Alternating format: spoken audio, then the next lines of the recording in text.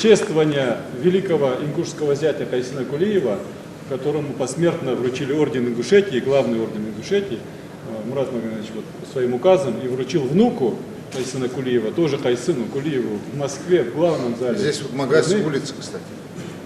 Здесь мои друзья, мои родственники, близкие. Здесь Арчаков Адам Магомед Баширович, мы с ним в 1984 году в советской армии служили вместе. Здесь Евлоевы, Мальсаговы, Аушевы, кого только нету, с кем учился, с кем дружил, с кем служил. И также каждый из нас может сказать. Наши рода по 1000 лет, нашим родам. Древняя и вечно молодая Ингушетия в вашем лице, Мурат Магомедович, я призываю всех объединиться. Это сила, такой руководитель на юге России. Я искренне хочу сказать, Мурат Магомедович, 6000 человек в главном зале России, в Государственном Кремлевском дворце 3 ноября, это все заново для себя открыли Ингушетию. Полюбили народ Ингушетии. Вы от души по-настоящему, по-государственному поздравили наших деятелей культуры. Спасибо вам большое. Это ваш фильм.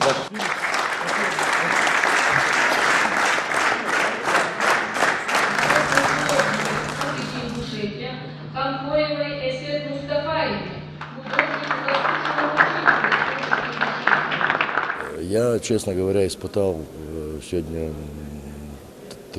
такие чувства. Мне было настолько гордо слышать, когда награждали сегодня наших врачей, работников культуры, искусства, журналистов, историков, учителей. И параллельно с ними не забыли. Назвали несколько имен людей, составляющих, в общем-то, гордость нашего народа, которых уже нет в живых. Там были среди них и революционеры, там были среди них и спортсмены, тот же Берди Улоев, которого сегодня посмертно, так сказать, наградили. Это, по сути дела, мы сегодня, может быть, если над этим задумаемся, мы сегодня проходим этап осознания себя. Себя как нации, себя как народа в рамках истории. Кто-то может там сказать, что вот как много награжденных, там чуть ли не группами целыми и так далее. Так это же не додали когда-то этим же людям награды. Что такое награда? Это не только медаль или орден, который ему вешают. Это признание его заслуг. И если власть признает эти заслуги за человеком, значит, она признает его своим гражданином, членом общества своего, как опора, на которой это государство зиждется. Сегодня среди награжденных был еще и мой товарищ, наш олимпийский чемпион Исраил Арсамаков. Он у нас один. Больше того, он вообще был первый среди войнахов олимпийский чемпион, по крайней мере, как мы начали в них участвовать.